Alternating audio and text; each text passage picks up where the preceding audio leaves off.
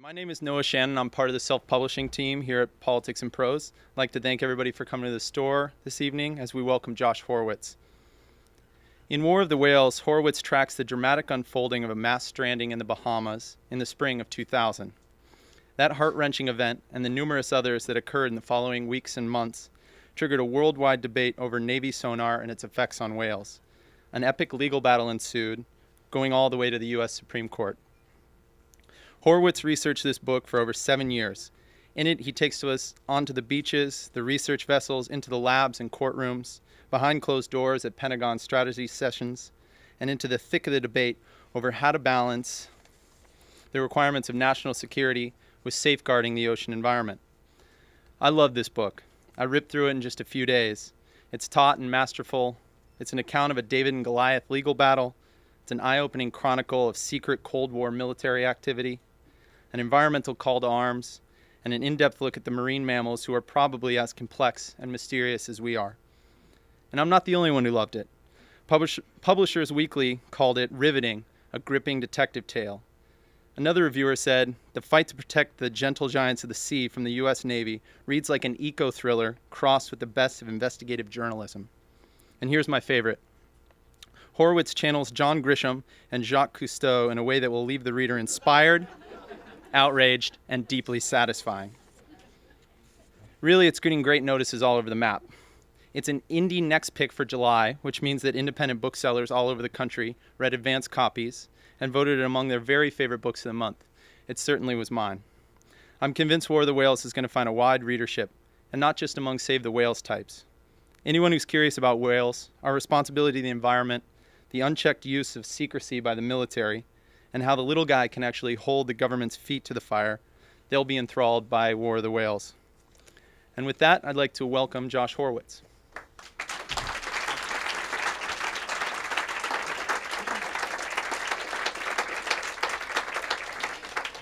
So, thank you. Well, thank you, Noah. And I really want to take a moment to thank Politics and Prose for holding these events. As everybody here probably knows, they're really the heart of the literary culture here in Washington, D.C., and they keep books in the center of the culture where they belong, as I'm sure we all agree, and by attracting Book TV, they export it out to the rest of the country, so it's a great public service, and I'm really appreciative to be here tonight, and I'm glad you all came here. If anybody wants seats, there are a few up front.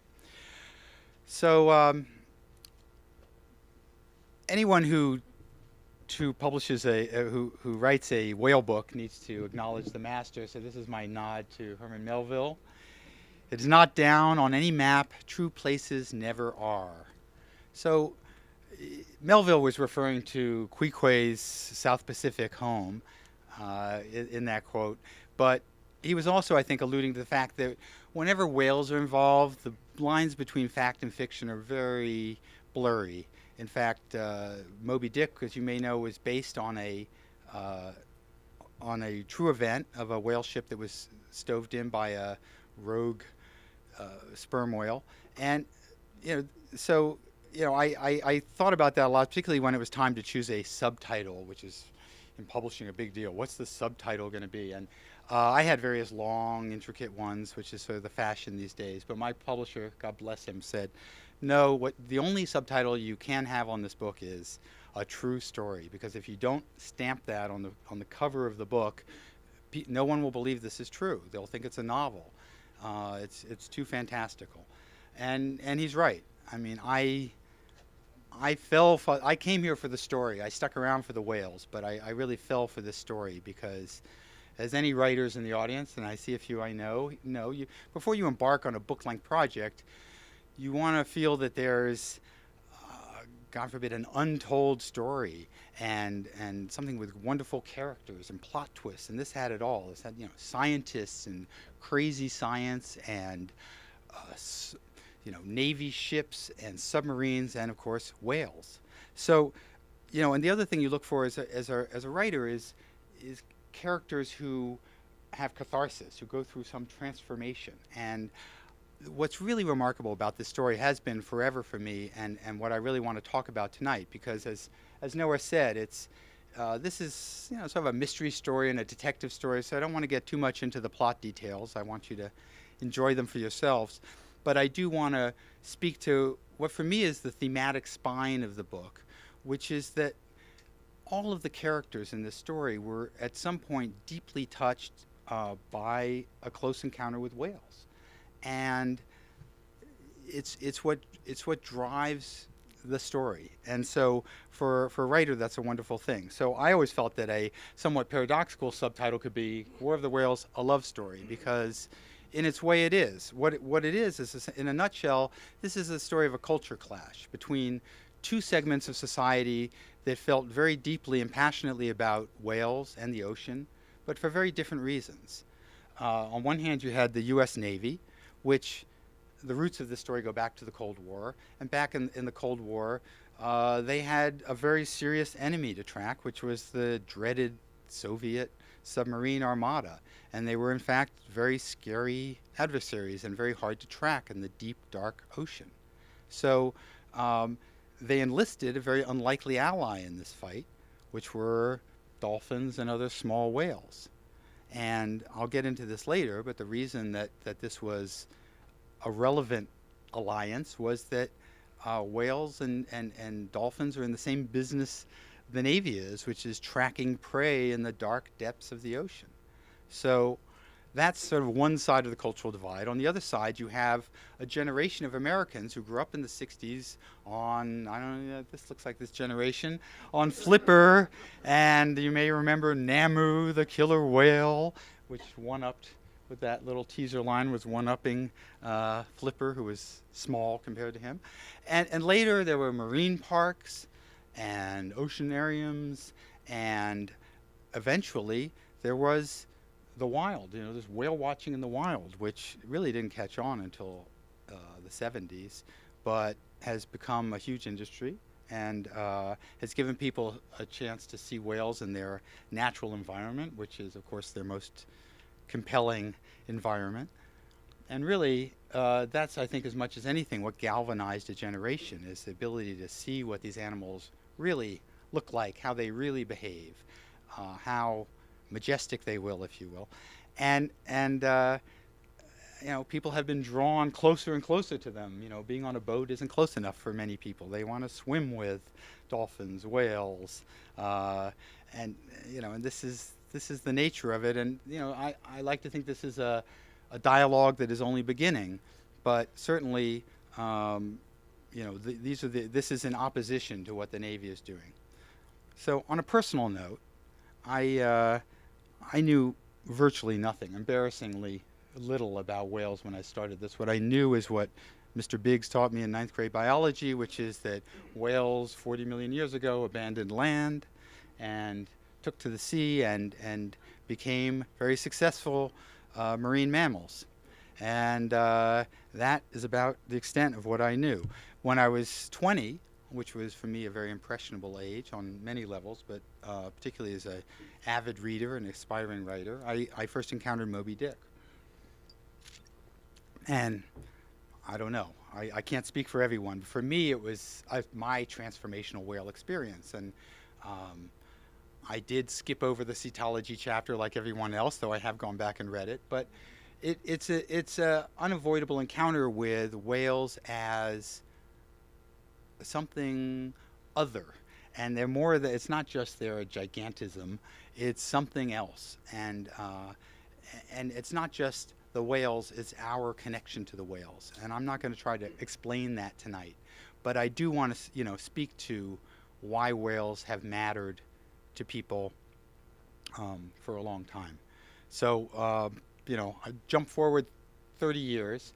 My first direct encounter, just on a personal note, was my daughter Julia, who's here tonight, wanted to go swim with dolphins with a friend of hers. So she and her dad and I went to Discovery Cove, and we had our hour with Roxy. And I shudder at the political incorrectness of this now. I had not yet become educated, but if you look at the expressions on our faces, even in a captive setting, and I don't know what Roxy's experience of it was, but I can tell you it was, you can't be close to these animals. And maybe, I'm not saying these are exclusive to the animal kingdom, but they allow us close.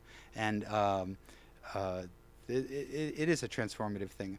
So a few years later, I was traveling with the same daughter, though I also went with her older sister, to a remarkable place in Baja, Mexico, on the Pacific coast called Laguna San Ignacio. And this place is special because gray whales migrate every year. It's the longest mammal migration on the planet, and they migrate to the summer feeding grounds in the Bering Sea, and then all the way back 6,000 miles to Baja, where they calve their young and nurse their young and kind of get their bearings, and then they head back for their migration. And what's remarkable about this place, this is the last pristine whale nursery in the world for gray whales. And there's this unique phenomenon there where the mothers and the calves actually approach humans in small boats. It's a very controlled environment. You're only allowed out in these little boats. And for reasons, I don't think it's because they're tame. They're very wild animals, and you can get a fluke against your bow and really get shaken up. But it's a remarkable place. And when I watched my daughter have her encounter with a whale, and this is the mother back here, and this is the calf. Seeing this in the presence of a parent and a child whale, it was, what can I say? You can't witness this without being moved, and so that was my initiation. So anyway, as I began, I delved into why whales have mattered to human beings and trying to make sense of it. And the fact is they have mattered all the way back to the very beginnings. I mean, we can see in Neolithic cave paintings the primacy of this relationship, but also how conflicted it was, and maybe conflicted is the wrong word, how complicated it was from the beginning, because as we assume from other cave paintings that they were painting things that were important to them. And whether they were important spiritually or for their survival, we don't know. But these cave paintings, this is from what is now South Korea, a cave in South Korea that it clearly shows they're either hunting or at the very least towing a dead whale, obviously to eat. So they were important to their sustenance. And so all these coastal cultures managed to incorporate whales into their mythology, cosmology, and they saw whales, whether they hunted them or whether they drifted ashore dead or alive. They saw them as gifts from their gods, almost universally in terms of what's been passed down. But hunting has always been part of it. And it's just part of the paradox of our relationship with this class of mammals. So, or these mammals. So in the Maoris hunted them and made ornaments, religious ornaments from their bone. In the Northwest, they were, U.S., they were incorporated into their art. The Greeks famously had a dolphin cult.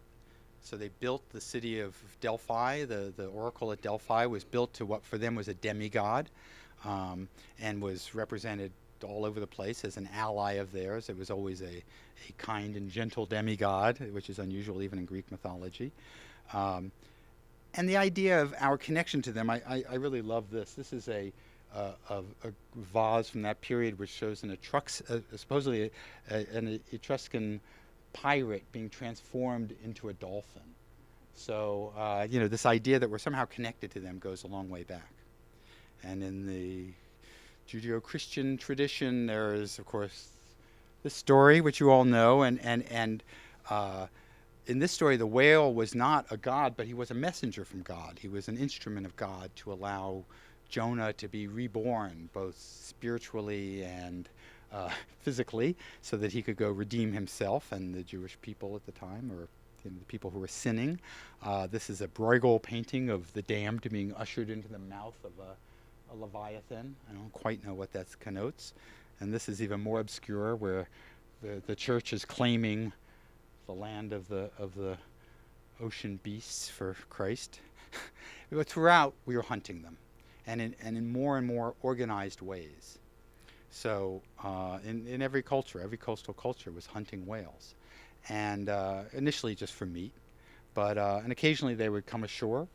This is an etching from the 17th century in the North Baltic Sea, and occasionally a great Leviathan would wash ashore, and at this point it would matter. You can see it was a great attraction, and there were in fact tourist attractions around stranded whales, where they would charge a fee and they would give you a perfume sachet and you could go inside the whale or climb all over it. And it was also, though, notably the first time that we were able to see them clearly enough to draw them with some anatomical correctness. This is more or less the way that looks like a big sperm whale, though it has some ear going on that I don't know what that means. I can't figure out what that ear is there. But otherwise, it's an anatomically correct sperm whale, and that was important because the 1700s is when the taxonomists were taking their first crack at whales, and Linnaeus, who was the Swedish botanist and taxonomist of the day, finally got it right in the 10th edition of the Systema Naturae. He finally got whales and bats in the mammal class for the first time, which for people who care about that stuff was significant, and kind of late because Aristotle had observed clear mammal behavior, 1,500 years earlier or 2,000 years earlier. In any case, we're now getting into the dark age of whaling, which is the 19th and 20th century. We had already fished out the New World to the coastal waters, so we had to go to the far reaches of the planet to find whales. And but it really wasn't until this innovation in whaling, it was really the death knell, if you will, for the whales. This is a Norwegian, Svend Foyn, simultaneously invented and patented two innovations, one being the steam-powered whaling ship, which allowed them to overtake the great whales, the blue whales, the fin whales, the sei whales. These whales were too fast and too big for ships under sail and small whaling ships. So this gentleman came up with two innovations, one the steam-powered engine, the other was his exploding harpoon. And he's demonstrating it here. I'm sparing you the other photos which show him stopping the heart, but essentially exploding a blue whale at 100 feet with this device. So this is, and it really ushered in the age of industrial whaling. So the 20th century is really when the horrific, there had been plenty of damage done, but this is where it got horrible. And we as consumers, in this age, whales were important to us not for the reasons that they may feel important to us today. They're important because they supplied the raw materials for corset stays and umbrellas. And whale oil, which was used, of course, to light the lamps of London in the 19th century, and subsequently it was a wonderful lubricant that was used in all manner of motor oil and any other kind of oil you could have. It was used in typewriter ribbons, lipstick, margarine famously. Even, I'm chagrined to say, in dog food. There were several dog companies, including Calcan, who were happy to feature whale meat as a prime ingredient in their dog food. So in any case, the 1930s were probably the worst decade. They were taking 30,000 blue whales a year, a similar number of sei and fin whales. These are the biggest. These are 100-foot whales, and they were just taking as many as they could. And it was a bad time. And then during World War II, whaling was suspended because they needed the whale ships to fight wars, and it was too dangerous anyway to be at sea. And when the whalers came back to the ocean after 1946, they were stunned to find that there were very few whales, significantly fewer whales. And of course, all of the explosions in the Pacific and the Atlantic may have had a part in that. But it was certainly the unbridled whaling of the 20s and 30s that contributed. So they started the International Whaling Commission in 1946. They were at the time the only people who cared about saving the whales. And what they cared about was saving the whales for future generations of whalers and reviving them as a sustainable fishery. So there was one other party that cared about the whales paradoxically at this time, and that was the U.S. Navy. So coming out of World War II, the U.S. Navy was immediately focused on an even more fearsome enemy than the Wolf Pack or the German submarines, which were the Soviets. And the Soviets were cranking out submarines at a much faster pace than we could keep track of. And they were very quickly, as we were, firing missiles from initially surface submarines, but very quickly from submerged submarines. And these were also intercontinental ballistic missiles by the late 1950s, and they were armed with nuclear weapons. So you can well imagine the anxiety of the fleet in trying to keep track of these submarines, which were snorkeling submarines and then eventually nuclear powered so they could stay submerged indefinitely.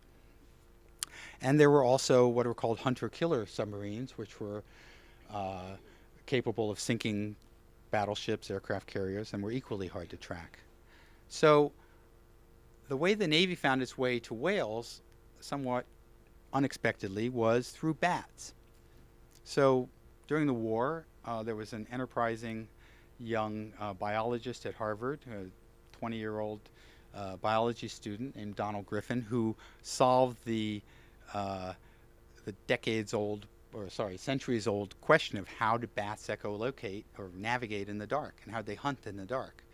And everyone always suspected that it was with sound, but it wasn't until Harvard had created transistorized electronics that could hear these super ultrasonic sounds that he was able to demonstrate that this was the case, and also that he did it with great precision, that they could navigate brilliantly. And what the Navy saw when they looked at this diagram was that this was a biological model for radar, which was an existing technology at the time. But in fact, it was demonstrated that the bats were much better at it than the Navy was. They had radar on all their battleships to try to see the periscopes of submarines when they surfaced. And so they immediately brought this scientist into their employ, and he suggested to them that perhaps there were other mammals who have to navigate and hunt in dark environments who might use echolocation, which is what this is called for obvious reasons. You're reading the echo of, in this case, it's sound. Radar is actually radio waves, but it's the same principle. And he said, well, perhaps whales. I mean, he was just hypothesizing. So this, of course, was of interest to the Navy because they had been using sonar both on surface ships and on submarines since, well, 1917, or 14. World War I, certainly they had been using active sonar. And it was still very primitive, though. Even at this point, it was primitive technology, and they were always looking to get an edge.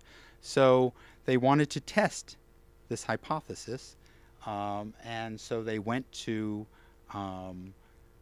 the first marine park in America, which was Marine Land in St. Augustine, Florida. And this was already a very popular attraction, and Americans were for the first time falling in love with marine mammals. I mean, previous to this, nobody cared about, I can tell you. In the 1940s, nobody cared about whales or dolphins. People barely went into the ocean. They would go to the beach and they'd wade in a few inches. But when they started bringing these into marine parks, they were an instant sensation. And so America was already falling in love with marine mammals. And so was the Navy. Because what they discovered was that not only did they echolocate, but they echolocate with infinitely or extremely more precision and sophistication than the Navy had evolved in their own technology. And it's not surprising. The whales and dolphins had evolved this technology over 40 million years of evolution. So they'd had a big head start on us. And they had lived in this totally acoustic environment. So if you can imagine the oceans below 100 feet, it's totally dark. So if you don't have sound, if you can't master sound, you're lunch. So they actually succeeded in the oceans, became the top predator in virtually every marine environment around the world by mastering sound in a specialized way for their environment. So among them were very deep divers. So one thing certain species of marine mammals can do is they can dive to great depths. They can echolocate objects. They can be trained, it turns out, to echolocate unexploded ordnance and retrieve them. They can even find them if they're buried 6 feet in the mud, it turned out. And they're also very good at harbor patrol. They can interdict enemy swimmers, which they did in Vietnam very successfully. And they, perhaps most importantly, they can clear mines. Because a dolphin, they found out, can tell the difference between ball bearings of infinitesimally small differential size. They can tell the difference between a copper disc and a zinc disc.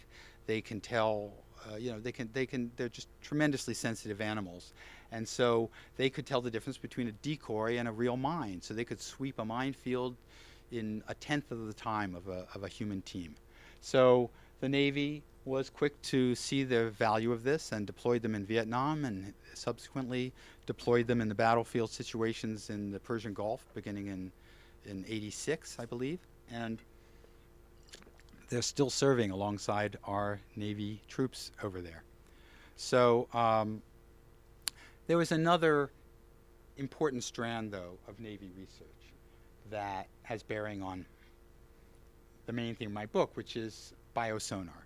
So they wanted to not just harness these animals in a literal way, but they wanted to reverse engineer their biosonar so that they could incorporate it into their own sonar technology and improve it, because they wanted to be like whales and dolphins. So this is just a diagram of what they're trying to do, but this is kind of their crude way of doing it. And they went to elaborate lengths. They've been studying, they still are studying it. So they've been at it for 5 decades now. So here's where there's a right-hand turn in the story. So the scientists. There were no marine mammal scientists when the Navy started researching whales and dolphins in the early 60s. They didn't exist. Nobody cared enough to study them. I mean, whalers had always observationally studied whales, but not really, only as it was relevant to whaling. So the Navy had to go out and put together a team of scientists to study these animals. So they found neurologists, and they found zoologists, and marine biologists, and ichthyologists, and even herpetologists. Anybody who was interested and who they could hire, they recruited. One of the people who found his way here was John Lilly. There might be some people of that generation. He was an NIH neurologist, and he did cortical maps of macaque monkeys. That was his claim to fame. And he was one of the real pioneers of neurology, and he was using an animal model of monkeys. But monkeys have very small brains. They're like this size. And so when he heard that there were these big-brained mammals, meaning our-size brains, which dolphins have, essentially our-size brains, he made his way down to marine land, and he had an experience where he felt, that was his eureka moment, where he felt that he was actually kind of torturing these animals to death, but he felt their responses were speaking to him, and he said, these are the animals, we can actually communicate with these animals. This is going to be the first species of non-humans that we're going to reach across that divide with. And so he did a few things simultaneously, and I'm not going to spend a lot of time on him, but he's an intriguing character because he is really, this man, I believe, is really the beginning of the Save the Whale movement, as well as the rebirth of whales as spiritual totems in our culture. Because for 2,000 years, or at least 1,000 years, they'd just been a commodity. They were just, floating casks of oil to be harvested. But this man, he did 2 things. He wrote a book called Man and Dolphin, which was a bestseller in 1962, I believe. And he was standing in situations like this, talking to people about dolphins, and he was, speculating about what they might know that we could learn, and he was talking about them in ways people had never talked about other animals, much less dolphins. And he was also, though, consulting to the Navy, and he was telling them, they could be very valuable to you. They could sweep mines, they could do all the things that they subsequently trained them to do. And then he said to them, I think that we could learn about underwater communication from these animals too, because of course the Navy is interested in that, because they have to communicate in a covert way between and among their ships at sea, and dolphins are brilliant at this because they can communicate across multiple bandwidths simultaneously. They're masters of sound and communication in ways that we still barely understand, but they were eager to invest in his plan, and so he went off to the Caribbean and started his Communication Research Institute, and it attracted a lot of celebrities and interesting people. But John Lilly, who had been really a very buttoned-up scientist, kind of went off the deep end, at least in the eyes of his newly branded marine mammalogists, who were this new discipline of science that the Navy had kind of created and now was patronizing. And he was doing things like cohabitation experiments with attractive young assistants and male dolphins and seeing what happened if she lived in the water for months and didn't withhold affection. He went on to do LSD experiments, which were legal at the time in the mid-60s. And then he started taking LSD with his dolphins, and eventually he liberated all of his dolphins. He did. So by 1968, he had liberated his dolphins, literally like released them from captivity in the Caribbean, retired to Esalen to preach the gospel of dolphins as higher beings, and he grew old with, I don't know if you recognize these people, that's Timothy Leary, John Lilly is on the far right, Timothy Leary and Allen Ginsberg, and they would hold symposia together, and he actually continued to write books. When I was in college, I read books by him and in the early 70s, and so anyway, there were other scientists who flipped. I mean, this is what was so interesting about this story, that there were scientists who, this is Roger Payne, some of you may know his name. He had previously worked as a Navy-funded researcher into owls. They wanted to know whether owls are echolocating when they hunt in the dark. Well, they're not, but he got bored with owls and he heard about whales. He kind of got interested in whales, so he went to Bermuda and he got a hold of some tapes that, ironically, a sonar operator had made of humpback whales. And he did something interesting. He, like John Lilly, said, well, I'm going to publish in the scientific literature on this, and he did. He wanted to maintain his credibility as a scientist, unlike Lilly. But he also convinced someone to publish a long-playing album, and I don't have very good sound here, but I want to just see if I can play this for you, and so you can see what this was. What passed for whale songs. Probably can't hear it. But anyway, it's a moaning, groaning, clicking sound, and the reason this classified as song is that Roger Payne happened to be a classically trained musician, and he was able to identify repeat patterns and various syntax and grammar of music that qualified it in the academia as music. And as it happened, America was ready to soak this up. This was one of the best-selling albums of 1970. That was the year of American Beauty and Abbey Road, I believe, was 1970. This was the White Album, sorry. So this was, big. This was mainstream stuff, and it really did ignite the whole ascendance of whales into the counterculture, the New Age. They became icons of the New Age, and not just hippies. It was really very mainstream, and these are just some examples. They were suddenly, once again, important animals and perhaps teachers to us, and certainly a big part of the 60s and early 70s counterculture, and people were once again tattooing themselves with these symbols. So anyway, there was one final scientist, and again, this is the scientists are the really interesting part of the story, because they all started out as scientists. They were trained in the objective rigors of science, which is looking for facts and keeping emotions at bay, certainly. So Paul Spong was he was from down under, but he came up and he was a neurologist who was recruited by the Vancouver Aquarium, which was the first aquarium to feature captive orcas back in '64. And they were an immediate sensation because they trumped the mere dolphins at the other marine parks. And he was their resident scientist who was studying them. And after about 6 months, he held a press conference and said, you know what, these animals shouldn't be in captivity. We shouldn't be studying them in captivity. And of course, he was summarily fired, which you probably expected. And he went off and started a wild research facility nearby, which was novel at the time. No one had quite thought to study whales in the wild yet.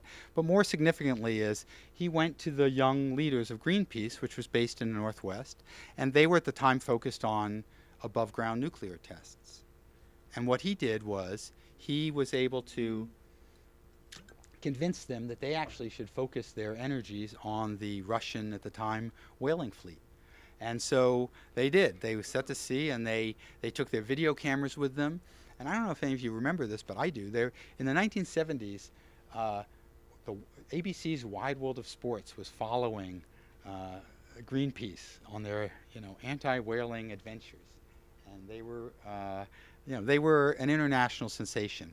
And it really led, I think, as much as anything. Obviously, it was all part of a worldwide movement, but by 1986, there was a worldwide moratorium on commercial whaling, which was significant because it made commercial whaling at least, illegal around the world. And it was due largely to, well, perhaps John Lilly, perhaps Roger Payne, and certainly Greenpeace. So this is where my protagonists enter the story. An attorney, not a scientist, Joel Reynolds of Natural Resources Defense Council in Los Angeles. He was an established environmental attorney, but he had never done an oceans case before. He stumbled into this. And his partner over time was a marine mammal biologist, but a total maverick, somebody with no academic affiliations, never taken Navy money, but had a secret history with the Navy, which I don't want to get into because that'll be a spoiler. But he had spent his whole life, he was 60 years old when he enters the story, and he had spent his adult life on ships and at sea, and he's the kind of guy who just wanted to hang out with whales. He was a serious scientist, he was not an activist. But what happened was that Reynolds really stumbled on, in the course of one of his cases, a leftover. This is the mid-90s by now, so the Cold War was over. But the Navy hadn't relinquished its Cold War weapons systems, which always lag, and so they had come up with a solution for the problem, they felt, for tracking Soviet submarines at great distance, which was to come up with a super high-intensity, low-frequency sonar system. And this system would literally flood the ocean basins. It would light up the whole ocean with sound. It would essentially create a sonogram of the oceans where you could see everything that moved in it. And it was a good idea unless you were a whale, or any marine mammal or any marine life, because as we now know, these are exquisitely acoustic animals. They use sound to communicate, to forage, to hunt, to navigate, to find mates. So everything about them is acoustic. And so if you have these low frequency sound, which as opposed to mid or high frequency, continues to propagate and can spread for thousands of miles if it enters the right level of the ocean, and hopefully find a submarine if you're the Navy. So I'm just going to play, and again, the sound's not great, but this is the concern. This is what it sounds like. If there were better speakers, this would be an unbearable sound, but this is from a hydrophone inside that cove. And this was an actual Navy destroyer that was transmitting mid-frequency sonar in Harrow Strait later, but that's the document of it. So you can imagine what it felt like if you were a sensitive marine mammal, and this was sometimes the result. And these are actual pictures from what have been established to a reasonable certainty as being sonar related. But back in the 90s, there were only rumors of a connection between the Navy sonar exercises and mass strandings of whales. And so for Joel Reynolds, this was very frustrating because he was dying to go to court against the Navy. So the Navy had never observed any of the federal marine mammal protection laws that were passed in the early 70s because it was all the Cold War, and they just didn't do that. So he wanted to go to court against them, but he really wanted a physical evidence trail to go with. And he didn't have that despite repeated strandings. He was going around the world talking to marine mammal scientists at conventions and things and saying, listen, this is something you should be concerned about. You should be looking at this. And they didn't really trust him. He wasn't a scientist. He was a lawyer, and they don't like lawyers. Marine mammalogists, who this generation were now an august discipline of marine biology, and they had really cool technology, which they relied on the Navy to fund for their use, because the Navy has continued to be the primary patron of marine mammal biology because nobody else cares. So you have a generation of scientists who are, again, really attracted to whales. And it's not enough for them to be on ships. They want to be in the water with them. So that guy is in the water. This is Moby Dick, basically. This is his great-great-grandson. And, this is a real sperm whale, and that's his mouth. That's his eye. And you can see the size of this researcher in relation to his mouth. These researchers have become increasingly involved and attracted to the animals they're studying, but they still at this point wanted to maintain. This is a woman in Australia who photographs and records killer whales in the wild, and those are other real predators. And this is now common. And so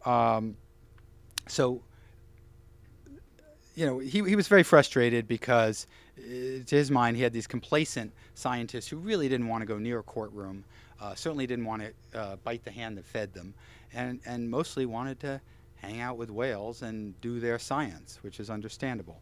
But so we're getting into the 18th. So my book, so we're up to the beginning of my book, which is the end of my talk. And it wasn't until the spring of 2000 when in the Bahamas, on the shore adjoining the deepest underwater canyon in the world, which is 4 times the size of the Grand Canyon and has been home for 30 million years to the deepest diving marine mammals in the world, which are called beaked whales. And they live in this canyon and have forever. And this is a bunch of Earthwatch volunteers who accompanied Ken Balcom. I mean, he relied on their services.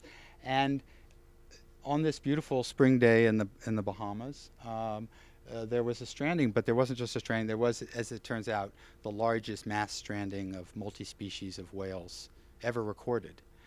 And what was different about this one is the whales weren't buried, they didn't rot in the sun, they didn't wash back out to sea, they were collected. Ken Balcom had the presence of mind to actually cut off their heads and drag them into a deep freezer to preserve an evidence trail. And that was the beginning of their partnership. So I'm not going to tell you any more about the plot, but to say that, again, thematically, here's an unlikely alliance of an attorney and a whale scientist who really determined, Balcom really on the scene. It was a test of conscience for him to take on the world's most powerful navy by themselves. And they did it initially with very little support. I mean, Reynolds was with NRDC, but nobody at NRDC thought this was a fight worth fighting until he started winning, but I won't go there. And anyway, in terms of whales mattered obviously deeply to these two men, and I think that what they've taught me, because I've spent a lot of time with these two guys and a lot of other people connected to it.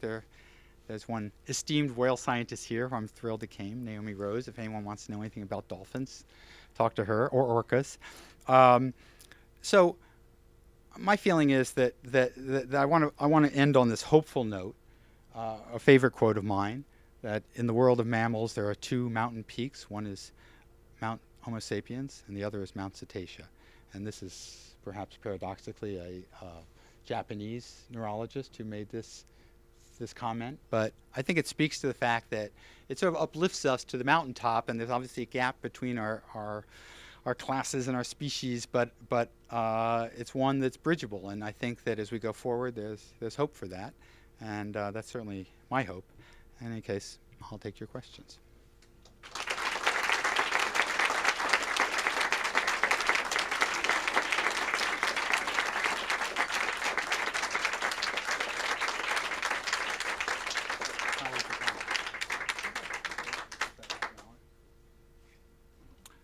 Any questions? You could step to the mic.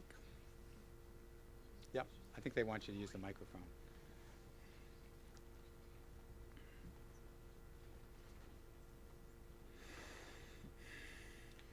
Did you get any cooperation from the Navy in writing the book? Well, it's an interesting question because the Navy is by its nature a very secretive organization for obvious reasons. They're known as the silent service. And so the active Navy was a very tough nut to crack. In fact, the active Navy is not allowed to speak to me, even though I got clearance from the Navy technically. They weren't allowed to speak to me without a public affairs, which is a minder in the room or on the phone. So that was sort of a non-starter. But really my break came sometime in to discover, because I knew very little, nothing about the Navy before I started, but I found my way to some retired admirals. And these men tend to be retiring at the peak of their powers, and in their 50s, for instance, and they remain important people in the broader naval community, and they're much more at liberty to talk to people like me. They can do whatever they want, and they want their point of view heard, and it's not always exactly in lockstep with the navies. And in fact, what I discovered is the Navy is not a faceless institution. It's like any other entity. It's individuals, and there were certainly good and bad players in the Navy, but there were some admirals, and one of my best sources ended up being the former head of anti-submarine warfare during the end of the Cold War. And he not only spoke to me and gave me insight into a lot of stuff that was, I didn't ask if it was classified. I assume it was at some point, and I didn't ask. Everything is classified in the Navy. But he also introduced me to other admirals. So once that chain started, in the end, everybody spoke to me, though, it took a long time to get them to all speak to me, but eventually they all did.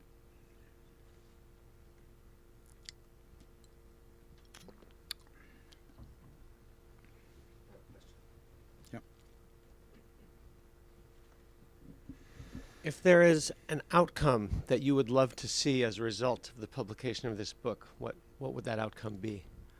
Well, it may not be what you'd imagine, because, my book is about Navy sonar and whales specifically, though it also goes to the larger problem, which is noise pollution in the ocean. So what I really hope, and it's inside the book, you'll hopefully get a painless education in this, but the really invisible, everybody's talking about climate change and acidification in the ocean, but what's not talked about much is the problem of noise pollution in the ocean, which, as you can see now, is a serious problem.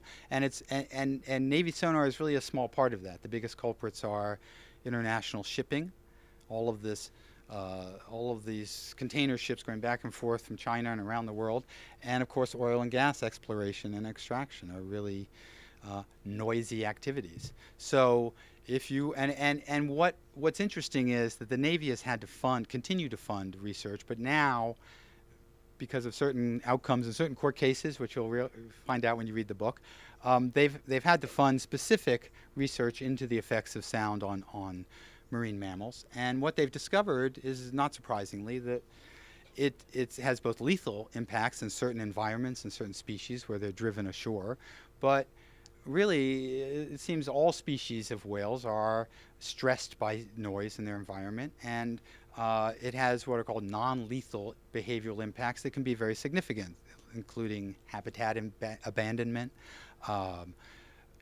stress that leads to decreased reproductivity, which if you're an endangered species is significant. And so we're learning more about the impacts, but it turns out that it's not just marine mammals. All marine life is highly acoustic. Even coral is sensitive to noise, so that they've been able to measure the degradation of coral reefs in the presence of noise. So it's not really just about marine. So I hope, that's a long-winded way of saying, I hope people will get sensitized and hopefully engaged on that issue, because it is sort of an invisible issue that needs to be addressed. I wanted to ask, in your opinion, are whale watching boats harmful to whales? Should we stay off them? Well, that's one of the paradoxes, because the easy solution, if you wanted a groundswell of overwhelming public support for whales to the point where Obama, as the commander-in-chief, said no more sonar trainings in whale habitats or something like that he could do with the stroke of his pen, and if there were enough, if everyone in this room and rooms around the world stood up, he would surely do that. But I think that I'm sorry. Can you remind me of the question? Whale watching. So yeah, so the way to get people that engaged would to let them have these close encounters you were seeing. That would be the quick fix. Unfortunately, if everybody piled on boats and crowded in, as they do in some less regulated environments, the wonderful thing about Baja, it's a very elitist environment, because they keep it, you can go see and touch and kiss these gray whales with no, I think, ill effect, but they only let a few boats and they make it very expensive, and so it's an elitist, by its nature, experience. I think if there are all sorts of where, if you want to know, there's a place called planetwhale.org, that will kind of rate the sustainability of different whale watching experiences. So, I hope it will regulate itself, but I think it's certainly possible to find some happy medium where people will respect the space and not, crowd them into obscurity, but still be able to have a direct experience of them. Maybe photography, maybe books, I don't know. Thank you.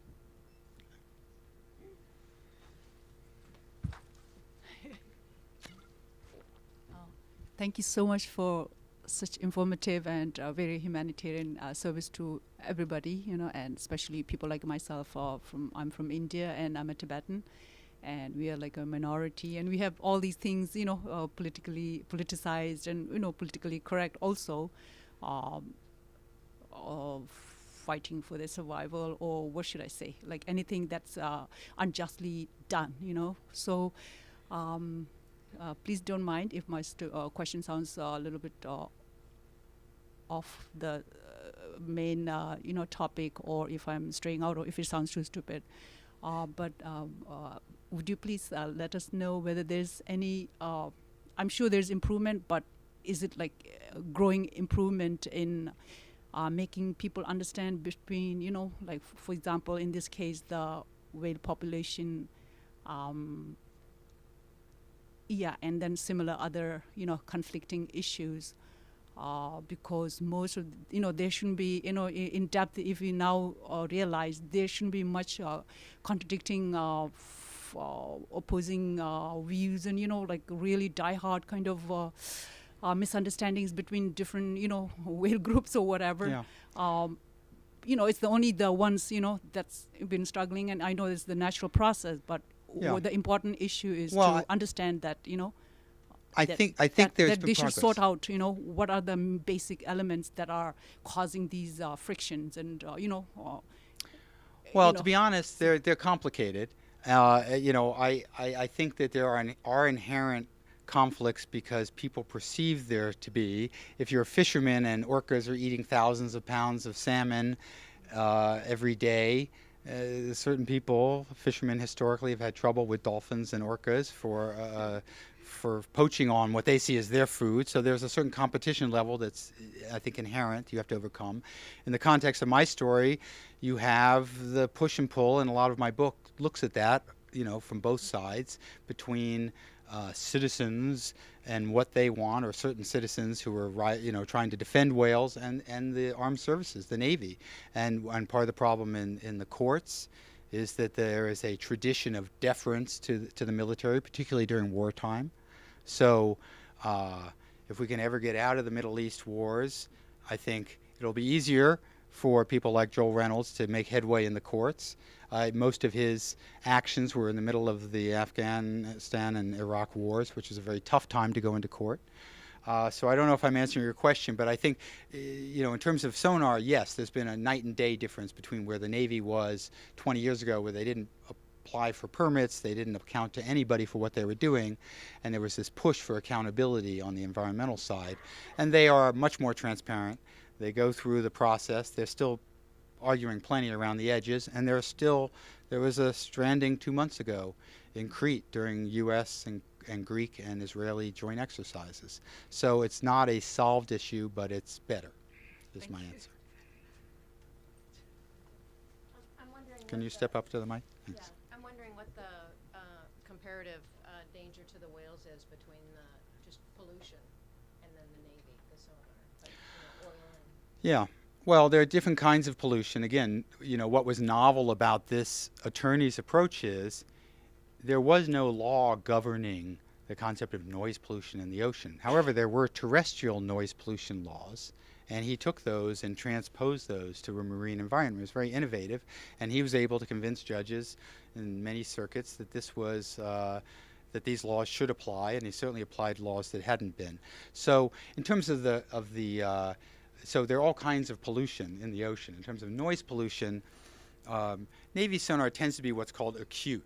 So if you're a whale who's resident in an underwater canyon and the Navy's coming through doing what they call choke point exercises and trying to sweep this canyon, that's a very serious acute problem. The problem of shipping and oil and gas tends to be what's called more chronic, ambient sound. So they're both problems. I would certainly say shipping and oil and gas quantitatively are bigger problems, but in acute situations, whales are still dying. So if you're an endangered species of whale, that's not insignificant.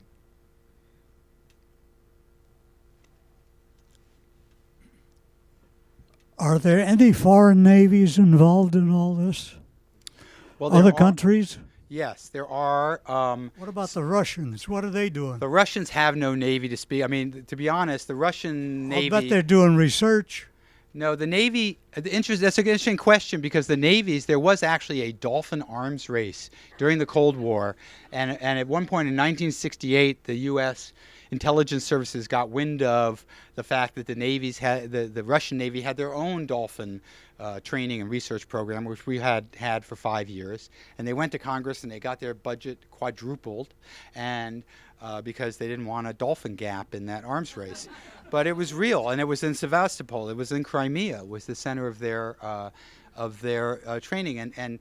But in fact, when the Soviet Empire collapsed or unwound over a few years in the late 90s and late 80s and early 90s, the Navy was the first thing to go because it's so expensive to keep a Navy at sea. So they went back to port, and it's not to say the Navy doesn't have one, but one of the interesting details about all the recent takeover in Crimea is all the stuff about it. It was an important Navy port they had to facility they had to protect. It turns out they have one destroyer, one submarine, and one cruiser there. That's the total Russian presence in Crimea now, and it's because they may rebuild their navy, but I don't think the Russians are a factor. But to answer your question, yes, most of the stranding incidents have happened during joint military exercises. NATO used to train in the Canary Islands. If any of you have ever been there, off of Portugal, they're Portuguese. They're actually off of Northwest Africa, and they again have these deep underwater canyons, which is why they like to train there. They're looking for what are hazardous. If you're an aircraft carrier or a destroyer, you're worried about a submarine lurking on a canyon wall quietly. So that's where they like to do exercises. It's unfortunately where these most sensitive beaked whales tend to live. So there have been that, but they banned Spain and Portugal banned exercises some time ago after a series of strandings in the Canary Islands, and there have been no strandings since they stopped doing the exercises. So, unfortunately, as I mentioned, there were strandings 2 months ago during joint exercises with the Greeks and the Israelis. So, and now, there are 23 armies arrayed in Hawaii, which has been another hot spot, another deep ocean environment. And there are 23 navies training right now in the rest of July in the RIMPAC exercises, and some people are worried about the whales in Hawaii during these exercises. Fascinating story you've given. One little point I'm unclear on, well, sort of two parts. Is there any continuing use of whales or cetaceans by the Navy or anybody's military? And secondly, when did our Navy or anybody's Navy decide that rather than making use of the cetaceans, they would sort of undertake the activities that are injurious to cetaceans? There must be some, there's a kind of a conflict in naval operations, and there must have been some point in time when they said we're not going to worry about whales so much anymore. We're going to proceed with our sonar activities. Right. Well, let me answer your second question first, which well, let me go to your second question. In terms of was there a decision point, the fact is in the early 60s, whales didn't count. I mean, nobody was bothering to say, how dare you use them to patrol harbors in Haiphong and to clear minefields and potentially plant mines. There are more than rumors that they were also used to plant mines on enemy ships. It wasn't until they were deployed in the Gulf War. So they were deployed again in 1986, again in 2003.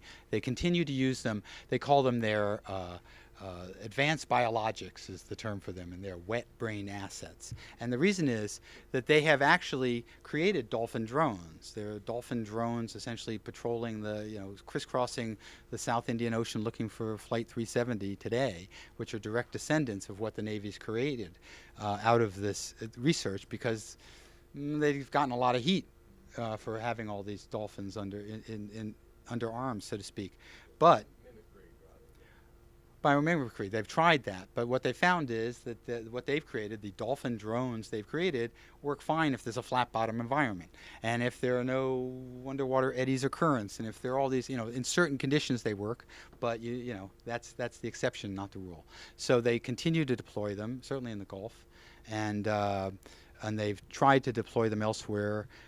No, but in war, they don't meet with as much opposition when they actually put them in a war zone as opposed to a non-war zone. So that's what they're mostly doing now. In terms of whether they ever, I don't think there was a decision inside the Navy to harm. What surprised me about this book is the Navy, and I'm talking about the Admiralty here and the leadership, really cares about public opinion. They really care whether what they, when they're called eco-criminals or bad stewards of the ocean, they're really wounded by that. So I don't think I can't generalize because different, but I don't think their priority is the whales, but they do care about their moral high ground. So they are certainly doing more than they used to. They have a big public relations offensive. There's a Facebook page about all the wonderful things they're doing about whales. So, hopefully it's in good faith. Who knows? We probably have time for one more question. Any other questions?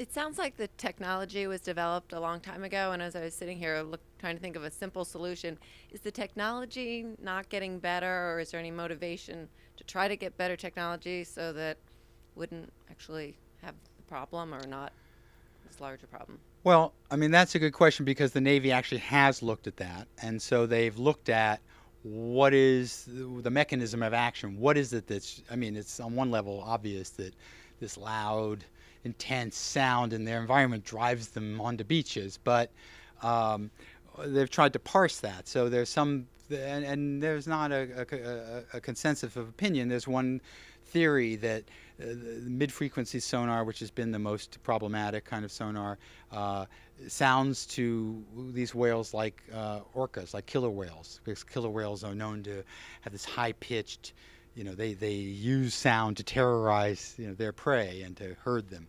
And so it's thought that people, that there's like some hardwired thing, so they find, well, maybe if we tweak the bandwidth and get off of that, we'll be okay. It's out of my area of expertise. That doesn't sound like a solution. I think the real problem is an attitude one. It's really what the environmentalists are asking for is, listen, this is all about trainings. We're not saying don't use sonar in wartime in battlefield situations. And yes, if you have to train in these environments, do it, but don't do it when the whales are there. A lot of these populations are transient. So when the whales happen to be here, don't do exercises.